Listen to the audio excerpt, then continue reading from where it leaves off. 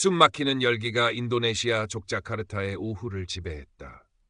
크라톤 술탄 궁전 주변은 세계 각지에서 몰려든 관광객들로 북적였지만 아디에게는 그저 흐릿한 배경일 뿐이었다.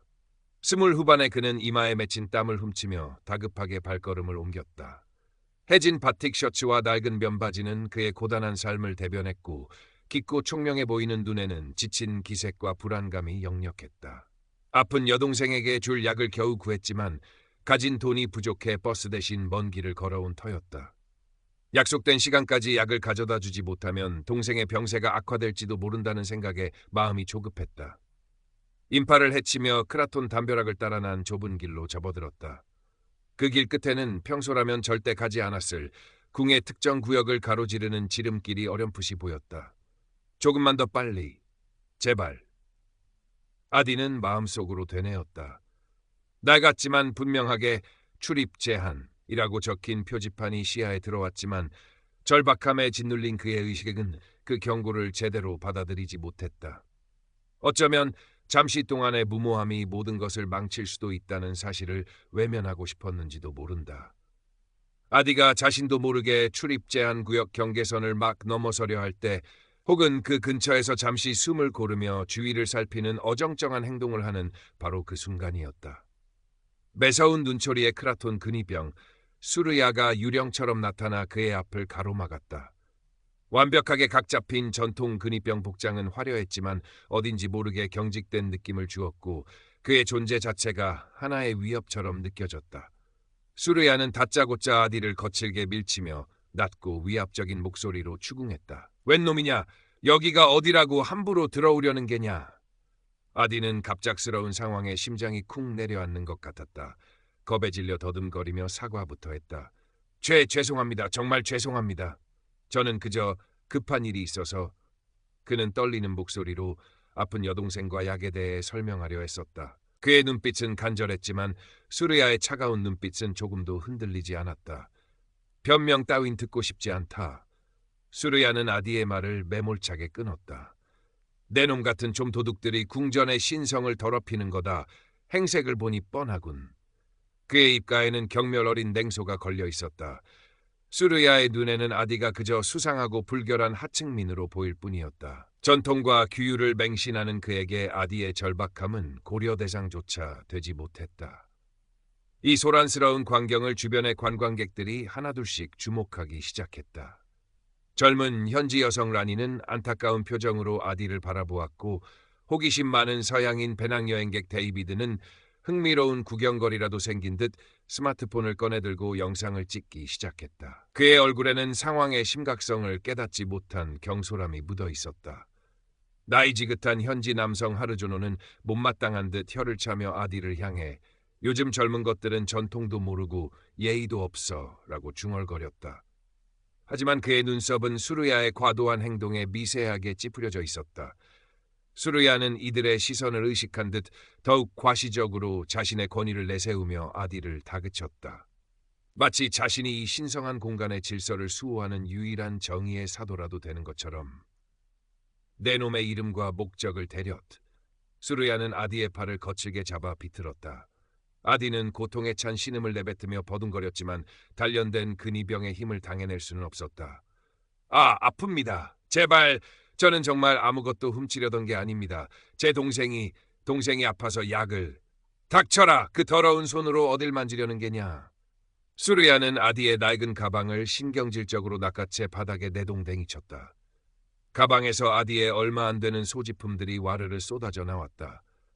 동생에게 주려던 약봉지, 낡은 가족 사진 한 장, 그리고 아이들이 가지고 놀 법한 작은 나무 인형 몇 개가 흙바닥에 나뒹굴었다.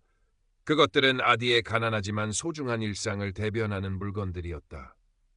아디는 무너지는 심정으로 바닥에 흩어진 자신의 물건들을 바라보았다. 수치심과 억울함, 그리고 깊은 절망감이 그를 덮쳤다. 과거 노점상 단속반에게 억울하게 물건을 빼앗기고 폭행당했던 기억이 불현듯 떠올랐다. 그때도 그는 아무런 저항도 하지 못했다. 권력 앞에서 개인은 얼마나 무력한 존재인가. 라니가 작은 목소리로 저기요, 너무 심한 것 아니에요? 저 사람은 그냥 길을 잘못 든 것 같은데요. 라고 항의하듯 말했다. 하지만 수르야는 날카로운 눈빛으로 라니를 쏘아보며 근위병의 정당한 공무집행이다. 외부인은 참견하지 마시오 라고 윽박질렀다. 라니는 그의 위압적인 태도에 움츠러들며 입을 다물었다. 데이비드는 여전히 카메라를 돌리고 있었지만 그의 표정은 처음의 호기심 대신 약간의 불안감으로 바뀌어 있었다. 다른 근위병 몇몇이 소란을 듣고 다가왔지만 그들은 수르야의 행동을 제지하기는커녕 오히려 그를 거드는 듯한 태도를 보였다. 어쩌면 수르야가 그들보다 계급이 높거나 혹은 이런 식의 강압적인 일 처리가 그들에게는 익숙한 일인지도 몰랐다. 아디는 완전히 고립되었다. 그의 편은 아무도 없는 것 같았다. 수르야는 아디의 멱살을 움켜쥐고 질질 끌다시피 하며 소리쳤다. 내 놈은 궁궐 모독죄로 처벌받아야 한다. 본보기로 삼아 다시는 이런 일이 없도록 하겠다. 그는 아디를 근처의 임시 구금 장소로 보이는 작은 건물로 끌고 가려 했다. 아디는 절망감에 모든 것을 포기하려던 순간 흙바닥에 떨어진 동생의 약봉지를 보았다. 노란색 약봉지. 저것을 가져다 주지 못하면 동생의 고통스러워하는 얼굴이 떠올랐다. 순간 그의 눈빛이 미세하게 변했다. 공포에 질려있던 눈동자에 희미하지만 단호한 빛이 어렸다. 이대로 끌려가서 모든 것을 빼앗길 수는 없었다. 최소한 저 양만이라도. 수르야가 아디를 거의 끌고 가다시피 하며 건물 입구에 다다랐을 때였다. 아디는 마지막 남은 힘을 다해 그의 손을 뿌리치며 외쳤다. 그의 목소리는 두려움으로 떨렸지만 그 속에는 억눌렸던 분노와 마지막 존엄성을 지키려는 절박함이 담겨 있었다. 나는 도둑이 아니오. 나는 그저 내 동생을 살리려 했을 뿐이오. 당신들의 규칙이 이 낡은 돌멩이들이 아픈 사람 목숨보다 중요하단 말이오. 그의 외침은 예상외로 컸고 주변의 웅성거림이 순간적으로 잦아들었다. 몇몇 관광객들은 놀란 눈으로 아디와 수르야를 번갈아 쳐다보았다. 데이비드의 카메라는 이 극적인 장면을 놓치지 않고 생생하게 담고 있었다. 수르야는 아디의 갑작스러운 저항에 잠시 당황했지만 이내 얼굴이 시뻘개지며 분노를 터뜨렸다. 이놈이 미쳤나? 감히 신성한 궁궐 근위병에게 대들어? 그는 아디에게 주먹을 휘두르려 하거나 혹은 더욱 모욕적인 언사를 퍼부어 그의 길을 꺾으려 했다. 바로 그 순간 침묵을 지키던 라니가 다시 한번 용기를 내어 앞으로 나섰다. 그녀의 목소리는 작았지만 또렷했다. 이보세요. 저 사람이 한 말이 맞아요. 당신은 너무 심했어요. 저 사람은 아픈 동생 때문에 그런 거예요. 비록 작은 목소리였지만 그 한마디는 굳게 닫혀있던 침묵의 벽에 작은 균열을 내는 용기 있는 행동이었다. 하르조노조차도 수르야의 폭력적인 태도와 아디의 절박한 외침 사이에서 복잡한 표정을 짓고 있었다. 데이비드는 카메라를 든 채 멈칫하며 자신이 지금 기록하고 있는 것이 단순한 해프닝이 아님을 직감했다. 라니의 외침과 주변의 술렁임, 그리고 데이비드가 영상을 찍고 있다는 사실. 누군가 저기 저 외국인이 다 찍고 있어 라고 소리친 것도 같았다에 수르야는 잠시 망설이는 듯했다. 그의 얼굴에 당혹감과 분노가 교차했다. 그는 본보기로 삼으려던 하찮은 좀도둑이 이렇게까지 저항하리라고는, 그리고 구경꾼 중 누군가가 감히 자신의 권위에 도전하리라고는 예상치 못했던 것이다. 때마침 순찰 중이던 좀 더 상급자로 보이는 다른 근위병과 함께 관광경찰 제복을 입은 사람이 다가왔다. 그들은 상황을 파악하려 했고 수르야는 여전히 자신의 정당성을 주장하며 아디를 범죄자 취급했다.